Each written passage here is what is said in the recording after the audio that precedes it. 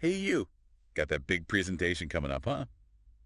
School board wants to know how AI can help with coaching teachers. Mm-hmm.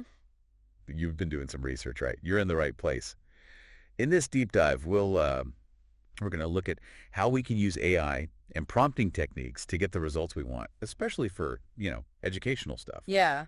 The way you interact with the AI makes a huge difference. Right. And one of the things that kind of blew my mind reading through Dr. Elliott's Forbes article was this thing about AI hallucinations. What? Kind of scary, but super important. Oh, yeah. AI hallucinations are when the AI gives you bad information, even when it has all the right data. Wow.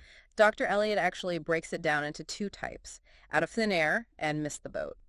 And for teachers using AI, those miss the boat moments could really mess things up, right? Definitely. Like, imagine a teacher asking for advice on handling a tough student. Okay, yeah. And the AI has a miss the boat hallucination and gives them completely wrong or even, harmful advice. That's why understanding prompting is so important. It's like giving the AI good directions. The better Right. your prompts, the less likely you'll run into these hallucinations. So we can't just ask any old question, huh? Mm, right. It's like a conversation. Mm. And that's what they talk about in that Wharton School video, all about context and perspective. Oh, yeah.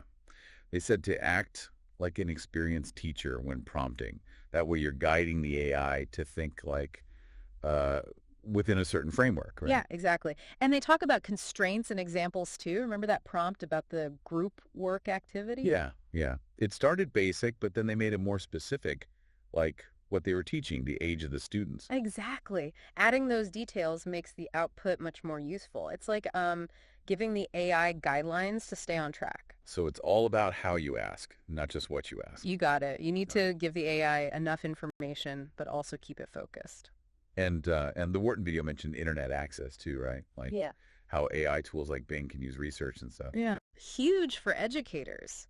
Like a teacher could ask for evidence-based strategies for, I don't know, teaching fractions to fifth graders, and the AI could pull from the latest research. Oh, wow. So they don't have to dig through tons of articles themselves. Right. It's all about making their lives easier and more effective, but not about replacing teachers with robots. Oh, totally. They were big on that centaur approach, Yeah, humans and AI working together. exactly. Teachers know their students best, but AI can help them with like guidance and information. They also mentioned chain of thought prompting. I didn't quite get that one. Oh, it's actually pretty simple, like breaking down a big task into smaller steps for the AI.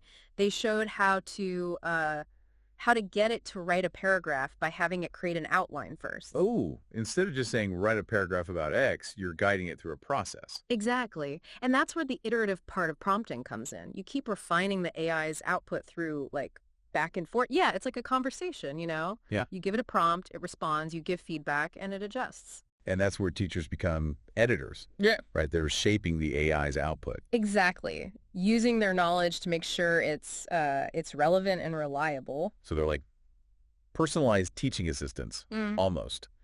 But it sounds like there's a bit of a learning curve here with the prompting and everything. There is. But like anything, you get better with practice. Yeah. The Wharton folks were really big on experimenting. Trying different prompts, seeing what But works. exactly. Find your own rhythm.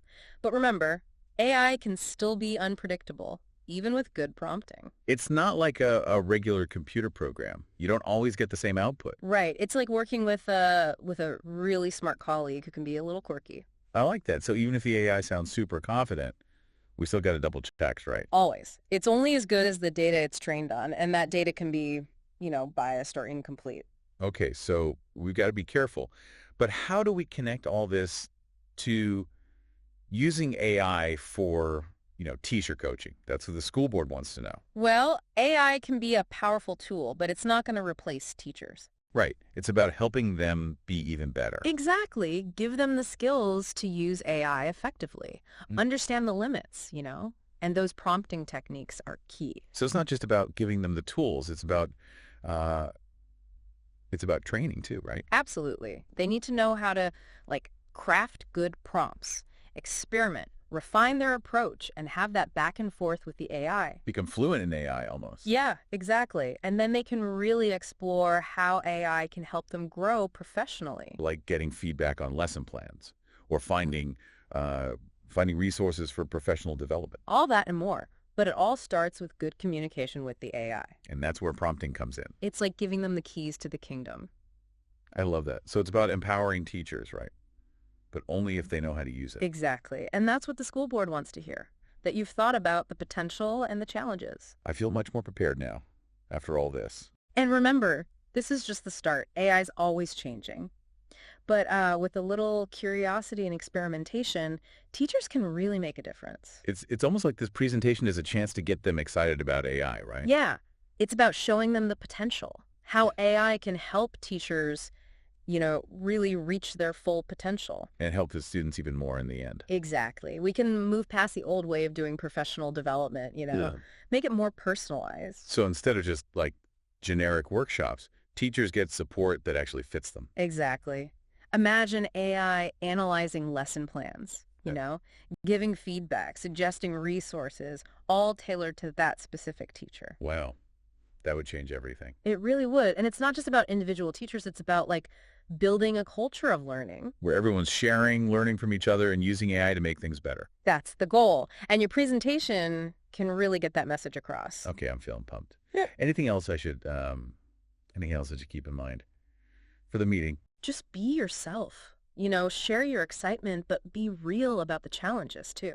Like the hallucinations we talked about and the Yeah. prompting stuff. Exactly. Be honest about the limits. Remember, AI is a tool. Teachers are still the most important part. The centaur approach. Right. And the school board wants to know you've thought this through, that you have a vision, I'm ready. Thanks for all your help. This deep dive has been really eye-opening. You got this. Good luck with your presentation. And that's it for this deep dive. We've covered a lot about AI and teacher coaching, the good, the bad, and the really exciting possibilities. So as you start using AI for teacher development, stay curious, experiment, Yeah. and always remember that it's about helping teachers be their best. Because in the end, it's all about the students, right? Giving them the best education possible. Thanks for joining us.